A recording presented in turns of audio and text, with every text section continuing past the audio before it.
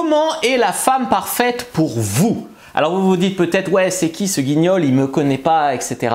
C'est pour ça qu'en fait, la femme parfaite, elle n'existe pas dans l'absolu, mais elle existe pour des personnes comme vous et je vais vous expliquer quels sont les critères auxquels vous devriez faire attention et ça va être à adapter à vous-même pour savoir comment est la femme parfaite pour vous. Alors on ne va pas parler dans cette vidéo du physique des filles, même si on sait que ça compte, d'accord, chacun a son genre, son truc, mais c'est quand même pas le plus important. Je ne vais pas dire que ça compte pas, hein, sinon Mr Bean, ça serait l'homme parfait pour les femmes, tu vois bien que ça va pas. Non, le physique ça compte, maintenant le physique c'est pas le plus important. On peut avoir un physique qui nous plaît sans nous renverser et pourtant que la fille elle soit parfaite pour nous par son caractère, sa personnalité, etc. Alors il ne faut pas qu'elle nous dégoûte bien sûr, mais le physique c'est loin d'être le plus important pour une relation à long terme. Bonjour à tous, je suis Fabrice Julien, coach et auteur depuis 2010. Mais avant de commencer, je vous offre un guide gratuit sur la séduction ainsi qu'une série de conseils gratuits eux aussi par email. Pour les recevoir, si vous êtes intéressé, c'est très simple. Cliquez sur le premier lien dans la description de la vidéo. Si vous êtes motivé, vous le trouverez. Abonnez-vous et activez la cloche parce que si vous ne le faites pas, YouTube ne vous préviendra pas à la sortie des prochaines vidéos et vous allez rater des pépites. Mettez un like pour me faire savoir que vous pensez que cette vidéo est utile et pour que j'en fasse d'autres comme ça ou sur ce thème-là. Si vous pensez que ce contenu est utile, partagez-le en public ou en privé, je comprendrai. Vous pouvez aussi me laisser un commentaire, je les lis tous et j'y répondrai avec grand plaisir. Alors comme je le disais en introduction, la femme parfaite, elle n'existe pas, comme l'homme parfait n'existe pas. On te fait croire ouais, que lui c'est l'homme parfait, machin, il existe que en film ou que sur des photos pendant 10 secondes, mais pas dans la vraie vie. L'homme parfait n'existe pas, toutes les personnes n'ont pas la même définition de l'homme parfait ou de la femme parfaite. Donc c'est pour la même raison que la femme parfaite n'existe pas non plus. Une fois que vous avez évacué ce complexe de ne pas être un homme parfait et que vous avez arrêté de vouloir rechercher la femme parfaite avec qui tout va rouler dès le début tout de suite, avec qui il n'y aura jamais une dispute, avec qui il n'y aura jamais un compromis à faire, ça c'est pas possible. Maintenant voyons voir ce qui est important pour comprendre qui serait la femme parfaite pour vous. Alors, comme j'ai dit, la femme parfaite pour tout le monde, c'est pas la même. Mais pour moi, globalement, la femme parfaite, elle est gentille, bienveillante, etc., bien intentionnée envers vous. Alors vous allez dire, ouais, mais moi, si je suis un gros bad boy, un gros méchant, etc., il me faut une bad girl, machin. C'est vraiment très exceptionnel et encore, c'est même pas sûr que même le pire des mafieux, il n'ait pas une femme gentille derrière lui, tu vois. Après, c'est une question d'éthique, tu vois. En deux, vous vous sentez bien avec elle. Ça, c'est quelque chose qui s'explique par un petit peu les inconscients aux inconscients ou les phéromones qui se marient. Voilà. Moi, des fois, je fais des rencontres Tinder, par exemple. Au bout de 10 secondes, je me sens bien avec elle.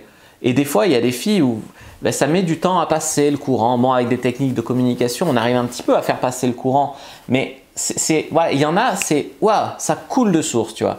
Et quand vous arrivez, alors je ne dis pas qu'il faut que ça arrive tout de suite dans les 10 secondes, mais si au bout de, voilà, vous la voyez une fois, deux fois, il y a quelque chose entre vous qui fait que ça accroche, qu'il y a le courant qui passe, comme on dit, c'est vraiment très très bien. Si vous vous sentez bien avec elle, c'est top. Il y a des mecs qui sont avec des filles, les filles les rabaissent, elles les font complexer, c'est jamais assez bien, ou elles les trompent, voilà, elles les font sentir nulles, elles les font stresser. Du coup, dans leur relation, on dirait que 80% des problèmes dans leur vie viennent de leur relation. Ça, c'est pas normal. Si ta relation, c'est une source de problème, c'est qu'il faut arrêter la relation. Vous allez dire, ouais, mais cette fille, elle est trop bien, etc. Non, si ta relation est 80% des problèmes dans ta vie, il faut arrêter cette relation.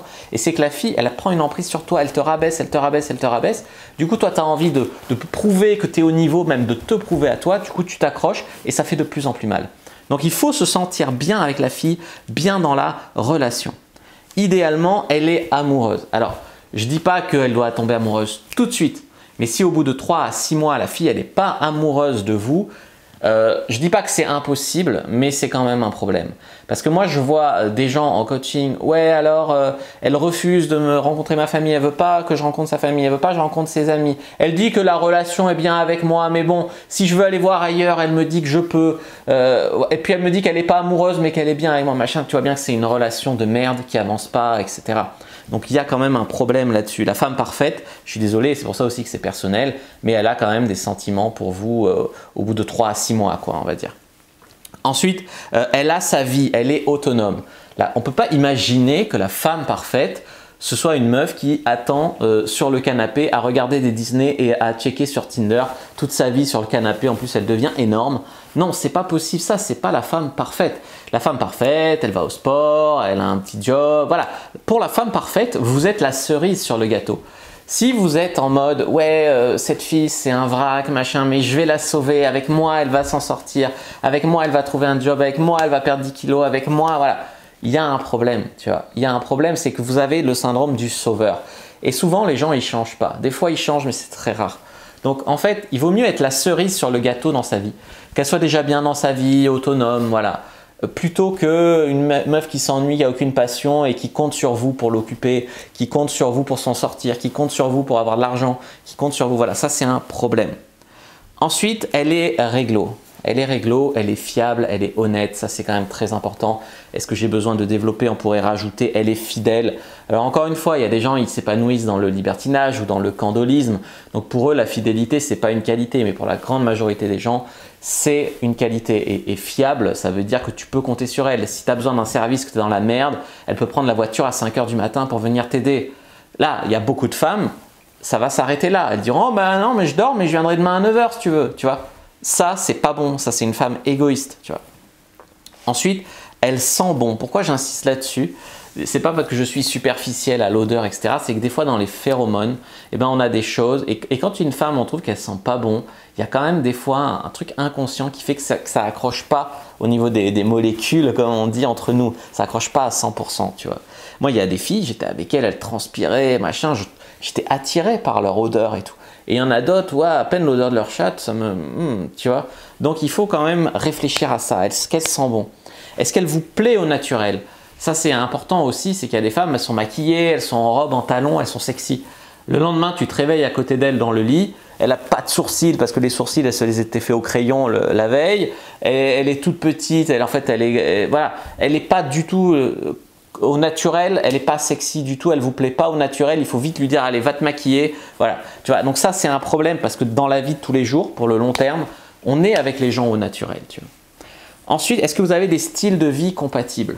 Moi, avec une meuf qui serait toujours à 100 à l'heure, toujours à faire du surf, toujours à vouloir voyager, jamais s'arrêter, qui rentrait le soir toujours à 22 h, voilà, pour moi ça ne m'irait pas.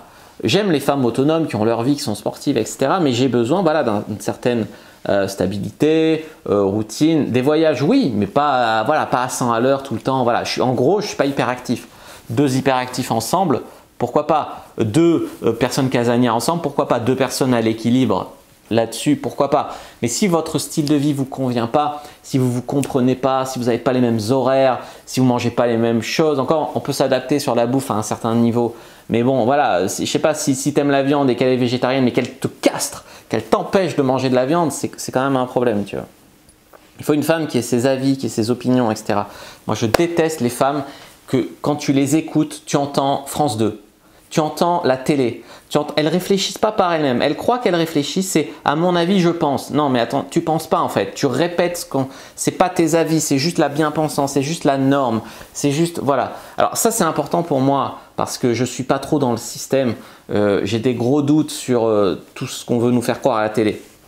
Maintenant, il faut quand même qu'elle ait ses avis. Elle peut être dans le système, mais avoir ses avis. Une fille qui me dit, ouais, je sais pas, le vaccin du Covid, j'ai pas d'avis. Bon, est-ce que tu t'es renseigné? Est-ce que tu sais que c'est pas un vaccin avec un virus mort dedans? Est-ce que tu sais que c'est plus une thérapie génique avec des modifications dans l'ADN?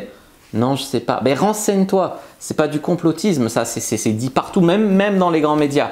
C'est juste que l'utilisation du mot vaccin, par exemple, c'est un abus de langage pour te faire croire que c'est un vaccin comme les autres. Et pour pouvoir te dire que si t'es pas chaud pour ce vaccin qui est très spécial, c'est que tu es anti tous les vaccins. Non, tu n'es pas anti tous les vaccins. Bien sûr que le vaccin de la rougeole, le vaccin de... Voilà, ça sauve des vies, bien sûr. Il y a vaccin et vaccin. Et si tu n'as pas l'intelligence d'aller jusque-là, moi, je ne peux pas. Tu vois.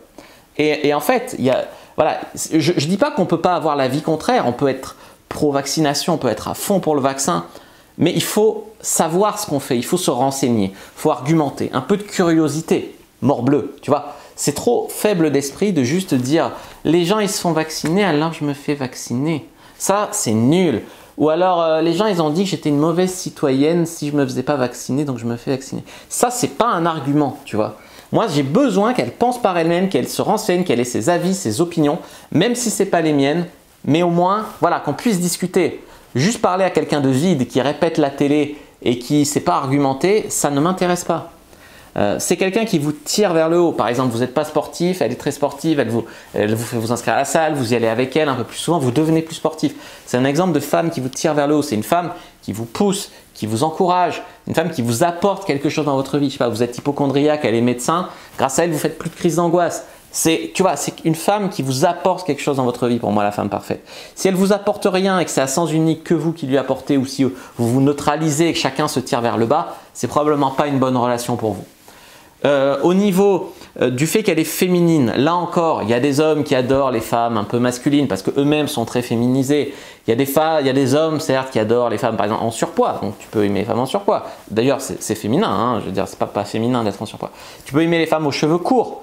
Ça, c'est plutôt côté garçon manqué. Tu peux l'aimer. Ça dépend de ton degré de féminité en soi. On a tous en nous de la masculinité, de la féminité. Bah, ça dépend de notre échelle. Plus tu as de l'énergie féminine en toi, plus tu vas aimer les femmes avec un peu plus d'énergie masculine. Plus tu es au contact de ta virilité, de ta masculinité, de ton énergie masculine, plus tu vas aimer les femmes dans l'énergie féminine. Il faut qu'elle ait un degré de féminité qui soit en accord avec ton degré de masculinité pour que ça s'accorde.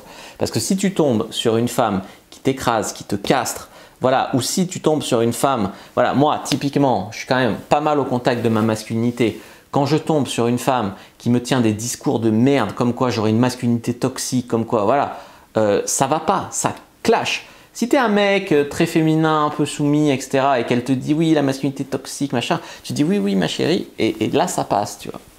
Comme j'ai dit, ça dépend de tout le monde. Ensuite, elle est positive. Ça, c'est un truc, je pense que même le plus dépressif d'entre vous, il a besoin de quelqu'un de positif dans sa vie pour l'entraîner. Voilà, ça, c'est non négociable, qu'elle soit positive. Voilà. Elle peut avoir un coup de mou de temps en temps, bien évidemment, tout le monde est humain. Mais voilà, elle reste positive. Elle est fun. Elle est fun, ça veut dire quoi? Ça veut dire que ça… Il y a des mecs, si la fille avait pas un vagin, il serait pas avec elle. Tu vois ce que je veux dire? Enfin, non, je reformule. Si la fille avec qui ils sont, elle n'avait pas un vagin, il ne serait pas pote avec elle. Il ne tolérerait pas comment elle leur parle, il ne tolérerait pas comment elle la traite, il ne tolérerait pas comment ils se sentent avec elle, il ne tolérerait pas beaucoup de choses. Mais comme elle a une chatte, il reste avec elle. Ça, c'est un problème. C'est un problème dans le sens où, pour moi, une fille avec qui tu sors, tu devrais pouvoir être pote avec elle si c'était un mec. Tu vois.